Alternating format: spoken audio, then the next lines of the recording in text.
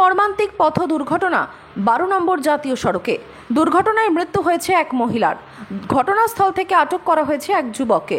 স্থানীয় এবং প্রত্যক্ষদর্শী সূত্রের খবর, রোজ রাতে 12 নম্বর জাতীয় সড়কে চলে বাইক রেসিং।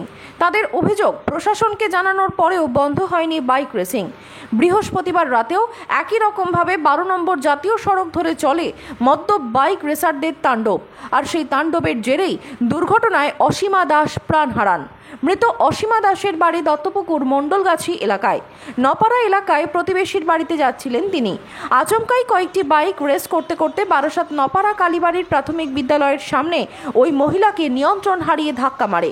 তড়িঘড়ি ঘটনাস্থল থেকে তাকে উদ্ধার করে বারাসাত মেডিকেল কলেজে নিয়ে যান প্রত্যক্ষদর্শীরা। সেখানেই চিকিৎসকেরা অসীমা দাসকে মৃত বলে ঘোষণা করেন। এদিন সন্দীপ মিত্র নামে এক স্থানীয় বাসিন্দা জানান, ঘটনাটি যে মুহূর্তে ঘটে সেই মুহূর্তে আমার এই পার্শ্ববর্তী বাড়ি আমি সবে বাড়িতে ঢুকেছি। ভয়ঙ্কর আওয়াজ পেয়ে দৌড়ে আসি, এসে দেখি একজন মাঝবয়সী ভদ্রমহিলা, তিনি রাস্তায় পড়ে রয়েছেন রক্তাক্ত। আশেপাশে বেশি লোকজন ছিল না, আমি চিৎকার করে লোকজন ডাকতে থাকি। দু একজন আসার পরে তাকে যখন তুললাম, তার মাথা সম্পূর্ণভাবে মাথার এখান থেকে ফাল হয়ে গেছে। মাথার পেছনে ধরতে গেলাম, দেখলাম তার মাথার পেছন থেকে হাত ঢুকে যাচ্ছে, ডান পাটা এরকম দলা পাকিয়ে গেছে। ভদ্রমহিলা এরকম মুখ থেকে অনর্গল রক্ত বেরোচ্ছে। সেই অবস্থায় কোনো রকমে কাপড় টাপড় দিয়ে, মাথার ওনার মেয়ে ছিল সাথে, কাপড় টাপড় দিয়ে বেঁধে একটা টোটো, পথ চলতি টোটোকে দাঁড় করিয়ে আমরা তাকে হসপিটালে পাঠালাম। এখন তো তার কিছুক্ষণের মধ্যেই খবর পাচ্ছি, আমি জানি না এই খবর ঠিক কিনা, যে তিনি মারা গেছেন। যে আমরা চিনি না, শুনলাম তার মেয়ের কাছে, তার বাড়ি দত্তপুকুর, খুব সম্ভবত আমাদের এই পাশের ফ্ল্যাটে ওনার আর এক মেয়ের বাড়ি। উনি সেখানে এসেছিলেন, হেঁটে হেঁটে যাচ্ছেন, রাস্তার একদম বাঁ দিক থেকে হেঁটে হেঁটে যাচ্ছে। অ্যাক্সিডেন্ট ভয়াবহ। এবার এই অ্যাক্সিডেন্টের কারণ কি?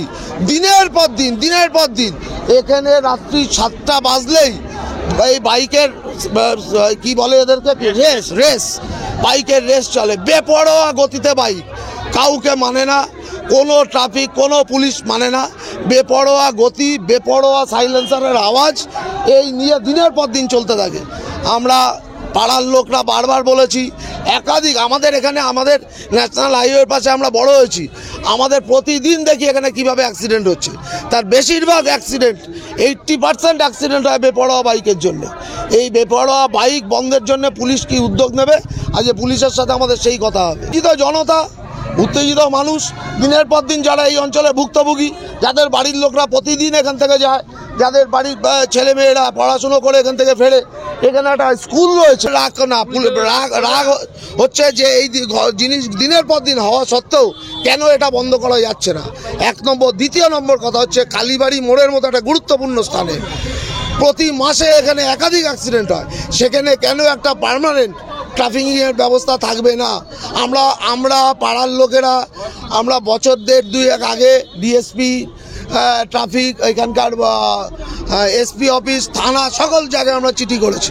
আমরা বারবার বলেছি এখানে একটু ঠিকমতো যাতে ট্রাফিকিংয়ের ব্যবস্থা হয় সেটা করুন।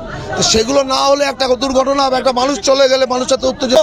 তবুও এই উত্তেজিত জনতা যাতে ভাঙচুর না করে, যাতে অগ্নিসংযোগ না করে, পথ অবরোধ না করে, আমরা এখানে যারা দায়িত্বশীল এই অঞ্চলের নাগরিক আছি, আপনারা দেখেছেন, আমরা কিন্তু এখনো পর্যন্ত সেটা আটকাচ্ছি যাতে কোনো রকম বিশৃঙ্খলা তৈরি না হয়।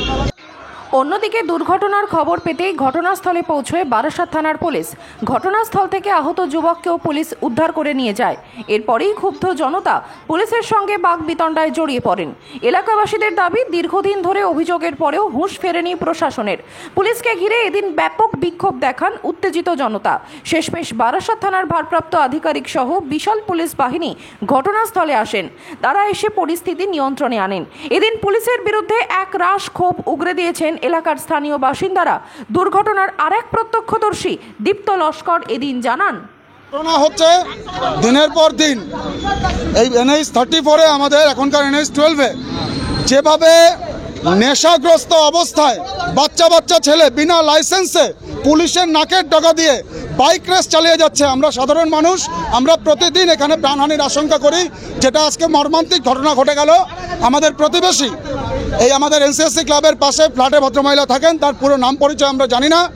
তো তিনি এখানে তার দৈনন্দিন কাজের জন্য তার মেয়েকে নিয়ে যাচ্ছিলেন, নেশাগ্রস্ত অবস্থায় এই বাইক নিয়ে, যার লাইসেন্স নেই, তারা মেরে দেওয়ার ফলে সেই ভদ্রমহিলা এখানে তার পাটা ভেঙে দুটুকরো হয়ে গেছে, তার করটি পুরো গুঁড়ো হয়ে গেছে, তার সমস্ত রক্ত এখানে যারা আছেন আমরা এই পাড়ায় যারা থাকি আমরা তাকে উদ্ধার করে পাঠিয়েছিলাম, কিন্তু এখন জানা যাচ্ছে যে তিনি মারা গেছেন। এবং সেই ছেলেটিকে এতটাই সে নেশাগ্রস্ত অবস্থায় আছে যে সে নিজের সম্পর্কে কিছু বলতে পারছে না। আমরা জেনেছি, তাকে পাঠিয়েছি, পুলিশকে ডেকেছি, পুলিশ তার অসহায়তা প্রকাশ করছে।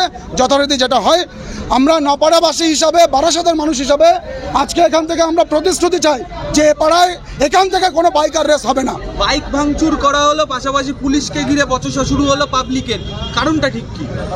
কারণ দিনের পর দিন পুলিশের নাকের ডগা দিয়েই তো এই যে বাইকার বাহিনী যারা আছে, যারা এই রাস্তা দিয়ে সন্ধ্যার পর থেকে যাদের দখলে চলে যাচ্ছে রাস্তা, আমাদের বোনেরা, আমাদের মায়েরা এবং আমরা তাদের পাশ থেকে যাওয়ার সাহস পাচ্ছি না। আমাদের প্রাণহানির আশঙ্কা রয়েছে 100%।